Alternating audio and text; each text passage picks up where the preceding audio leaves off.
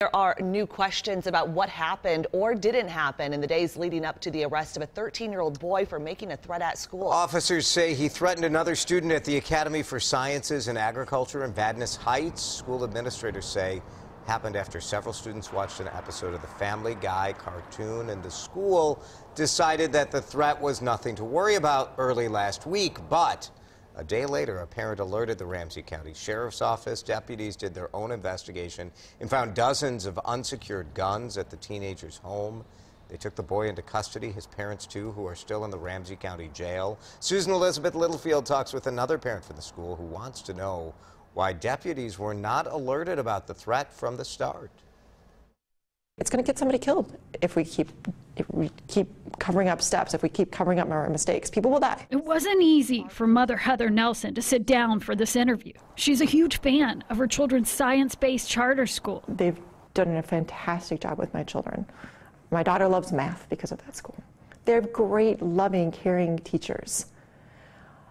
This is an effort to protect them. She saw what you saw unfold in Florida last month. I have a heightened awareness, for sure. I'm more sensitive. I'm more scared. And then last week, she got this text message from her son saying a kid threatened to shoot. The biggest pit in your stomach that you can possibly imagine it. She quickly got this email from the head of the school, Becky Meyer, saying staff members immediately investigated and found no evidence of a real threat.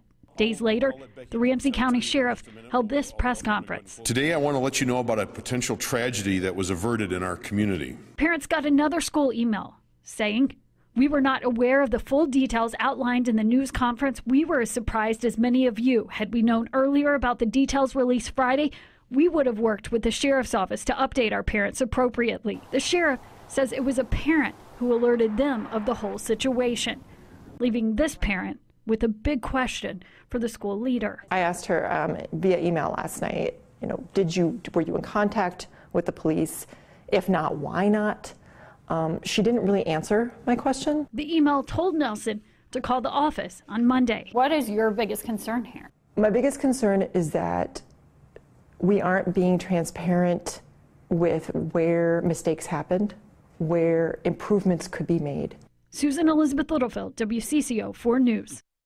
We did ask the executive director of the school for an interview, and last night she shared a written statement with us. In it, Becky Meyer says that we did not notify law enforcement on Wednesday because after our initial investigation and discussion with students and parents, AFSA did not believe the students' discussion constituted a valid threat to anyone.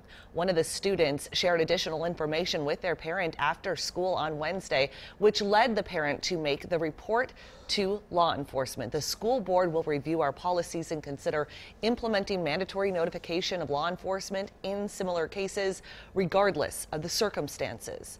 Investigators said some of the guns in the home were not secured. Firearms instructors in Minnesota say it's an irresponsible decision. WCCO's Jeff Wagner learned how owners can keep their guns safe and out of the wrong hands. Simply is threaded through the action. It takes just a matter of seconds to put safety first with this pistol. This device now renders that firearm inoperable. And when not in use, that's exactly how Dan Millenacker wants his guns to be. There's no excuse for not having a simple locking device on a firearm if you don't have the opportunity to put it in locked storage. Millenacker is a volunteer firearms instructor with the Minnesota Department of Natural Resources. While accurately hitting a target is part of his class, so too is safe gun storage. His suggestions include the trigger lock, which needs a key to be opened and runs as low as $5, to a gun safe, which could cost a couple $100 on the low end. It's one of those things that has to be taught, and people have to be shown how to properly secure a firearm in their home because ultimately they are responsible for that firearm. Similar words were echoed last week by Ramsey County Sheriff Jack Serrier, not long after investigators searched a Vadnais Heights home to follow up on a threat made at Academy for Sciences and Agriculture. Investigators say a student threatened a classmate. His parents were arrested after they say several guns were found not secured in the home in the presence of a minor. It is the responsibility under law for all adults who have guns in their homes to keep them secure and away from minors. To not do so invites tragedy. Jeff Wagner, WCCO 4 News. Dozens of police departments and sheriff's offices around Minnesota and Wisconsin give out free gun locks through a safety program called Project Child Safe. To see if the law enforcement agency in your town is part of the program, we do have a link attached to this story on WCCO.com.